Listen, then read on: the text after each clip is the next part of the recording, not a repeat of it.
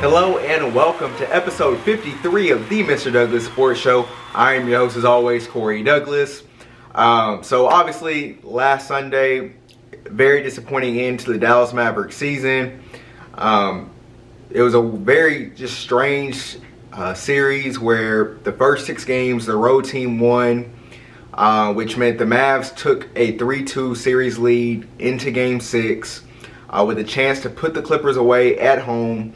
Obviously, it did not happen, and just one thing that really stuck out in that game to me was I felt like Luka late in the game, I don't know if it was because he was out of gas or just because he trusted his teammates that much, but he seemed really passive.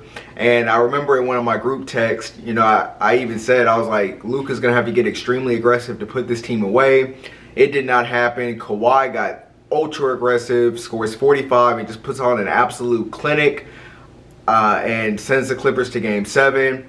And I'm not gonna lie to you, after game 6 and losing in that fashion and the Mavs having multiple chances to put this team away, my expectations going into game 7 was that the Clippers were going to win that game. And sure enough, that happened. Mavs lose 126-111 in game 7 in LA. The home team only wins 1 game in the series, and it's ultimately the deciding game in the series. Sends the Mavericks packing, and it's been a long week in Mavs land. There's been a lot of headlines out there, starting with Donnie Nelson, but we'll get to that in just a second because I want to talk about game 7. Because game 7 ultimately was what I was so concerned with coming into the series, and ultimately what I thought would decide the series. And that is just the fact that the Clippers role players are just far superior to the Mavericks role players.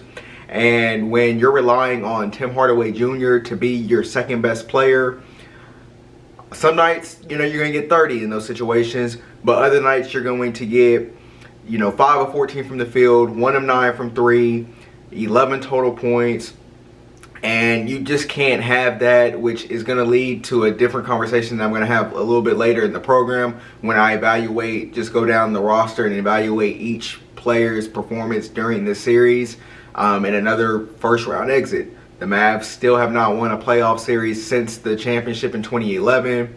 And some people are calling for heads to roll, starting with the head coach, starting with Donnie. But like I said, we'll get to that in just a second. But in game 7, man, it was Reggie Jackson who played phenomenal the entire series. He didn't have a great game in game 7, but he ultimately made 2 baskets down the stretch that pretty much were daggers for the Dallas Mavericks. You have Luke Kennard, who came in and made, I believe, he made 3 of 5 threes, 11 points. Terrence Mann came off the bench immediately, had a major impact in the game. And, you just go down, like Carlisle was out of options in game 7. He tried the Trey Burke situation, did not work because Jalen Brunson was completely taken out of the series. He did not perform well. Josh Richardson, once again, awful. Like I said, his biggest contribution to this series was making some clutch free throws. We appreciate it, but that is not what we expected when we traded Seth Curry for you on draft night last year. So yeah, man, like I said, it's just disappointing that it ended that way. Now, obviously, they made it 1 game further than they did last year against the same team. Now, I'm at the point where Luka cannot be, the only capable guy to make plays on this team any further. And that's why I think there's several questions that are going to have to be answered during this offseason. And I'll touch on that as the shows go on and as we get closer to, seeing, kind of what's going on. And let's go ahead and just talk about just each performance. And I'm going to start at the top. And these people did not play in this series, but they had obviously a major impact into what happened, and that is the front office. Once again, they completely failed Luka.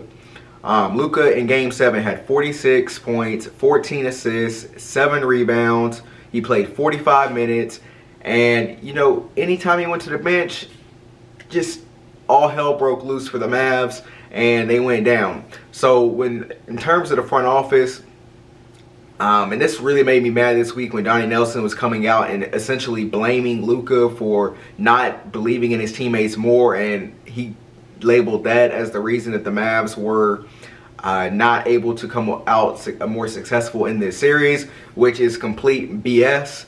I think when you spend all your time focusing on surrounding Luka with what, quote, 3-and-D players, and the 3-and-D players that you are surrounding Luka with don't play defense and can't really shoot the three consistently, that is on you. And like I said earlier, I hinted at this earlier, Luka trusting his teammates, that wasn't the problem in this series. In fact, like I said, in Game 6, he trusted them too much. And he averaged 10.3 assists in this series, so don't give me the BS about Luka being a ball hog or not believing in his teammates enough, because, like I said, he believes in them too much. So they get an automatic F for this series, just putting some of these scrubs around Luka and expecting him to elevate his game, which is going to happen because Luka is the best player on the team, and his style of play automatically elevates players around him. So just imagine if he had actual capable players around him to actually make the plays when he is trusting them to make them. When you look at a team like Utah, multiple guys, it's not just Donovan Mitchell, it's not just Michael Conley, it's not just Rudy Gobert. In Phoenix, it's not just Devin Booker, it's not just Chris Paul. In Brooklyn, it's not just KD and Kyrie. They're still finding ways to win even without James Harden at this point in the playoffs. So surround Luka with better players and he'll automatically develop more trust, and you'll automatically become more successful in the postseason. So that's that. Now, as far as going down to the coaching, Rick Carlisle, I don't have too big of an issue with Rick Carlisle. I think his biggest mistake in this series was up 30-11 in Game 3, taking Luka out of the game. Because I think if Luka plays, and I honestly believe this, if Luka plays the entire first quarter in Game 3, the Mavericks are still playing against Utah at this stage. They're probably down 2-0 just like the Clippers are right now, but I honestly believe that the Mavs would have advanced if Carlisle would have left him in. He tried the Boban thing. Game 7 was way too much Boban for me, especially with some of the passes that Luka was trying to make. And it just showed me that Luka is dying to have a big man that actually plays like a big man, because we'll get to Porzingis in a minute, but he ain't it as far as a true big man in this game. So I think Carlisle, used all the pieces that he could, and ultimately they just weren't enough. So let's go and get into some of the players' performances in this series, starting with Luka. Completely incredible. You can't really say a true negative thing about Luka as far as his play in this series. Now, don't get me wrong, there is some room to grow. Obviously, he's only 22. He definitely has to become a better free throw shooter. He has to get in better shape. And even the shape thing to me is kind of like an unfair argument to a certain extent in this series, because like this dude scored 46 points in Game 7 and you lost. He couldn't even take a breather at any point during this series because they were just getting so badly outplayed anytime he was on the bench. And one of the stats that came up during this series a lot is that when Luka was on the floor in this series, the Mavericks outscored the Clippers by 7 points total. And if either Kawhi or Paul George was off the court, the Mavericks outscored the Clippers by 5 when Luka was on the court. So that just tells me that if he had better teammates, Luka is what he needs to be at this point. But like I said, better shape, coming into the season in better shape. And I think playing in the Olympics could either help, obviously, with the shape, but I'm just hoping it doesn't kind of tire him out towards the end of next season, because that stuff came out, or the official dates came out this past week. As far as like when the regular season starts. So that's going to start October 19th. Training camps open around September 28th. So it's more of a normal kind of off season. I expect him to play the full 82 games. So yeah, Luka coming into better shape, or coming in better shape, would definitely go a long way late in the season. Kris Porzingis, this series, averaged 13 points a game. He shot 47% from the field, 29% from three, and he was pretty much made irrelevant during the series. And this is going to, I believe, lead to a divorce during this offseason. He can't stay around playing at the level he was playing at in this series. And it got so bad into a point where Carlisle just said, forget it, you know what, I'm not even going to worry about your touches. Go stand in the corner, space the floor, and that's where your biggest contribution is going to be during this series. And I have to give him credit for Game 5. He did, hit a big shot late, but you're getting paid max money, so obviously that's not enough, and 13 points is not enough. Averaging only 5 rebounds a game is not enough when you're making max money. And the most disappointing thing from the Porzingis angle for me this season was just that so many times throughout the season he consistently threw shots at Luka, he threw shots at the coaching staff, and it came across as came across as just being a me guy. If he got his looks, he was happy. If he didn't, it didn't matter if the Mavs won, he was going to be unhappy. I didn't like that, and like I said, I think that leads to a divorce this offseason, and I think that it's probably in the best interest of the Mavs to go ahead and move off of that contract and try to get some, better pieces in here to go forward around Luka. All right, so next up, Tim Hardaway Jr. For the series, he averaged 17 points a game, 41% from the field, 40% from three. But like I mentioned a little bit earlier, the hot and cold spells that he can go through in any given moment, it's really exhausting to have to deal with. And now he's up for a contract. I expect him to get, $20 million plus per season over a 4 or 5 year deal. And that's probably a bullet that the Mavs are going to have to bite because with this roster, he's very important to this team. I think the ideal scenario for Tim Hardaway to bring him back is to have him as your 4th or 5th best player and kind of go forward with that to where you're not having to rely on him so heavily. And I think the bench role, kind of like a microwave type role, is probably the best for him. But he said in his exit interviews that he really wants to be a starter, and he feels like he found a niche in the starting rotation. But honestly, dude, I need more than 1 of 9 from 3 in a Game 7 situation if we're going to have you in the starting lineup and be able to count on you. And you have to play better defense. Him being a bad defender doesn't really make a whole lot of sense to me. But so overall, I mean, he played okay during this series. But if he played poorly, they lost. And I just don't think Tim Hardaway Jr. can be that important to your roster going forward. Next up, let's go to Dorian Finney-Smith for the series. He averaged 10 points a game. He shot, let's see here, he shot 43% from 3, 40% from the field. And honestly, I can't say too many negative things about Dorian Finney-Smith. He plays extremely hard. He gives it his all, and I think he has become a better player since, the last 2 or 3 years. Than he was, but it's still very, very limited. Anytime he puts the ball on the floor, it is an automatic win for the opposing defense. And, I think he would be perfect in a off the bench, wing role, playing, about 15 to 25 minutes a game potentially. But him starting and playing, he played 38 minutes a game in this series. That can't happen because, like I said, he is limited with what he can do out there on the floor. But overall, I think you can win with that, especially with the value you have as far as his contract goes. So overall, I'm satisfied with Dorian Finney-Smith, and it's not his fault that he's being put in these positions at the end of the day. Jalen Brunson, he was in contention in a lot of people's minds for 6th Man of the Year. Because he did play extremely well during the regular season. But in this series, it was not pretty.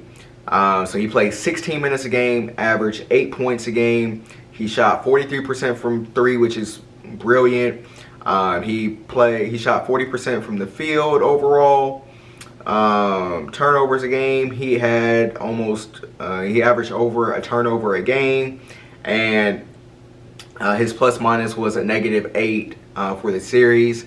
And like I said, I mentioned earlier that everything went to crap when Luka went to the bench, and Jalen Brunson was a big part of that. And what the Clippers did in this series is they put length on Jalen Brunson, and he's not good against length. Length really affects him because he is a smaller point guard or a shorter point guard in the league, and his defense just obviously is limited because he's smaller, and he's not really he's a point guard by just stature, but he's not really that point guard that can create for others, and ultimately that is kind of was his downfall in this series, which almost made him unplayable.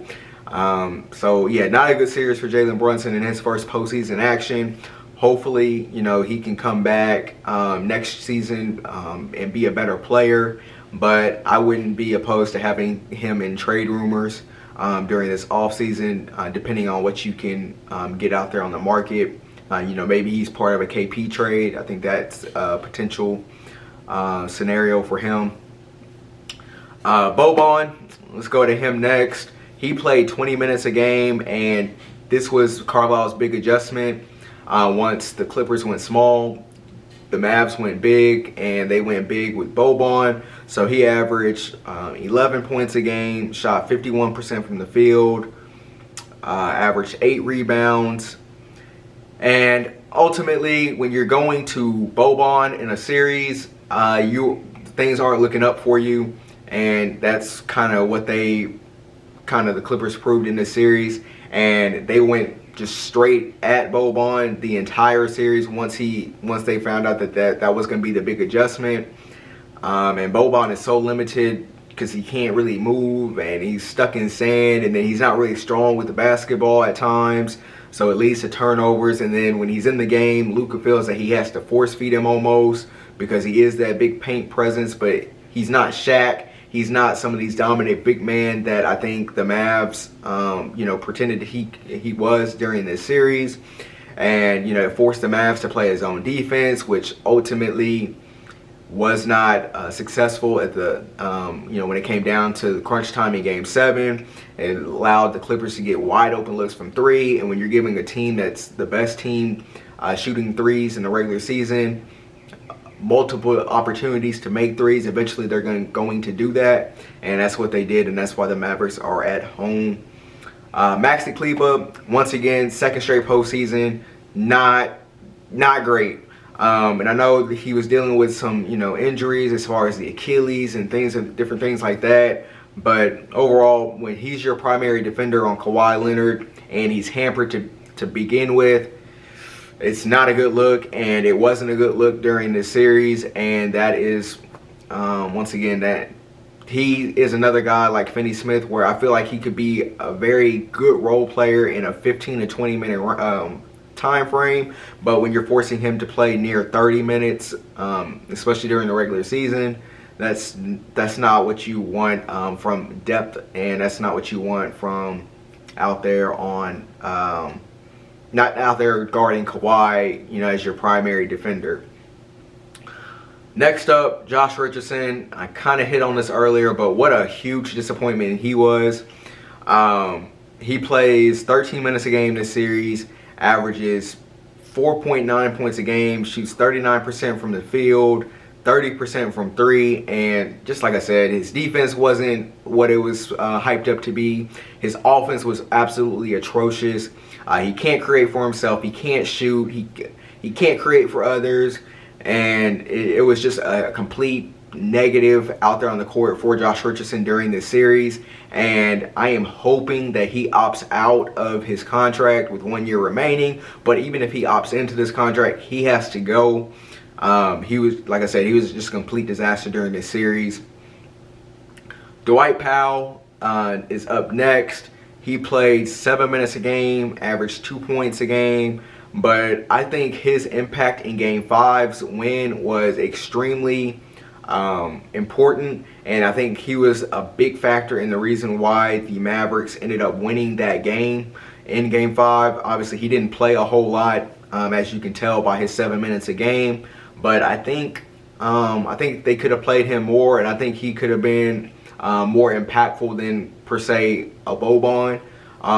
But you know, it is what it is. Dwight Powell is who he is at this point. He's making a lot of money, and I think he's another guy like Kleba, like FinneySmith, that needs to be in a more limited role.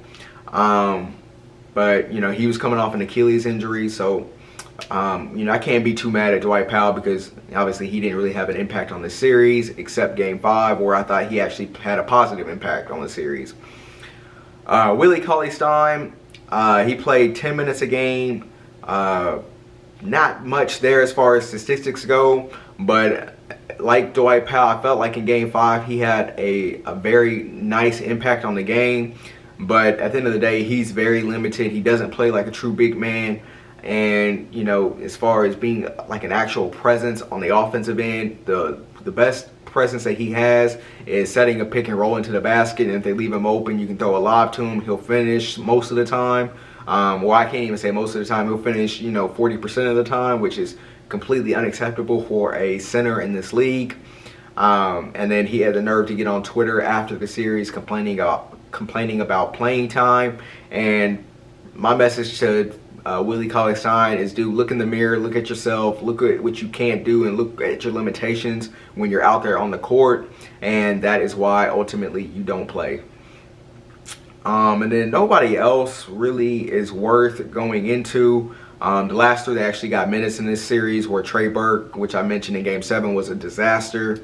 But Carlisle kind of had his hands forced there because Jalen Brunson was so bad. Josh Green, rookie, didn't have much of an impact, wasn't expected to have much of an impact once you go throughout the season, and he does not play very much. And then Nicole Melli, he was terrible in the minutes that he got, and I don't even know why he played the first 2 games. But he only played, you know, ended up playing in 3, so I think Carlisle saw the same thing there.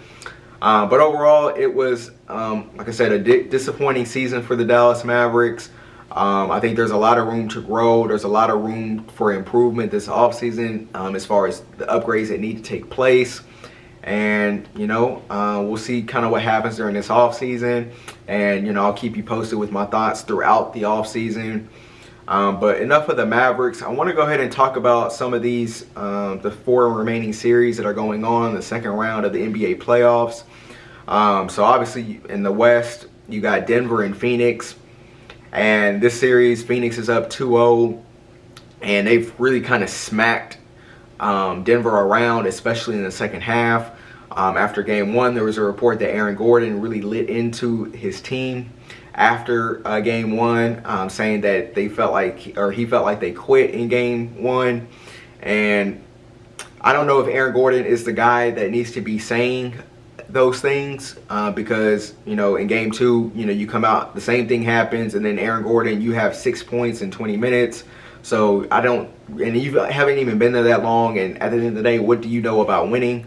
I thought this series would go 7 at the beginning of the series, but now I'm thinking Phoenix gets it done probably sooner than that, because I do think they'll be able to win a game in Denver.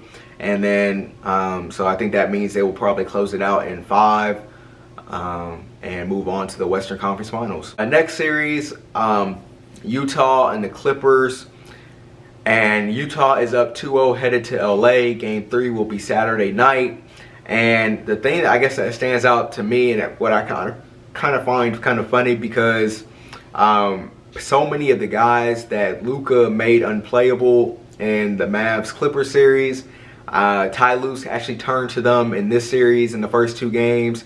When I say those names, it's like Zubac, Patrick Beverley, DeMarcus Cousins is out there. Obviously, Luke Kennard is playing of a more pivotal role in this series so far. But at the end of the day, they're down 0-2. And I really thought the Clippers would be able to beat Utah, you know, maybe in 7 games potentially. But with Utah up 2-0, I don't know how the Clippers win this series. And I think that I still don't think Utah is a team that is going to sweep you, but I do think they'll be able to, you know, fight it out and get them at least in 6 games, and they'll move on to the Western Conference Finals against Phoenix. And I think that series is going to be incredible if we do get to that point. And then over in the East, you got Philadelphia and Atlanta. And I said that if Philadelphia did not have Joel Embiid, that I felt Atlanta could get them in 6 games. Well, Joel Embiid is playing. He's played the first 2 games on the slightly torn meniscus. He had 40 points in game 2. Obviously a huge night for him, and they had a huge bounce back win to go to Atlanta now 1-1. And I'm confident in my Atlanta pick. Obviously, I think it's going to be a tightly contested series at this point because Embiid is playing at the level he's at, but Trae Young on the other side with Bogdanovic and Horter and Collins and Gallinari had a great game in game 2 despite the loss. So yeah, I think this series, I think Atlanta can pull out this series. But obviously these 2 home games coming up in games 3 and game 4 are extremely important for them to, eventually come away with a series win. And then the last series is Milwaukee and Brooklyn. James Harden has not yet played in this series. It remains to be seen if he actually will play in this series. But the biggest thing for me in this series so far is with Brooklyn up 2-1 is Milwaukee they really disappointed me in Brooklyn. So now game 1, you have Blake Griffin go for 18 and 14. And I know I sent out a tweet at this time saying if Brooklyn is going to get 18 and 14 from Blake Griffin, just go ahead and give them the championship now, because there's no way that should happen. But I was expecting a better effort from Milwaukee in game 2, did not get it. And I picked Milwaukee in 6 before the series. I no longer think that's the case. Even with the game 3 win in Milwaukee that Milwaukee came away with, it just felt like it was a lot for them to even get that 1 win. And I expect Brooklyn to come out and play a lot better early in the game, because they fell behind 30-11 or 30-9 in game 3, and they were able to fight their way back and even had a 3-point lead at 83-80 before Milwaukee finished the game on a 6-0 run to win 86-83. But I think Brooklyn bounces back in game 4, and I think they take game 4 and then eventually close them out in 5, and they advance to the Eastern Conference Finals. But that's all I have for today's episode. Like I said, I'm gonna keep y'all posted and up to date with different things that are going on in the NBA throughout the remainder of the playoffs. I think if I had to pick a winner to win the championship at this point, it would have to be Brooklyn, just because of the way they're playing, even without Harden. But yeah, man, that's gonna do it for this episode. I will be back next week. Take it easy. Until next time, salute.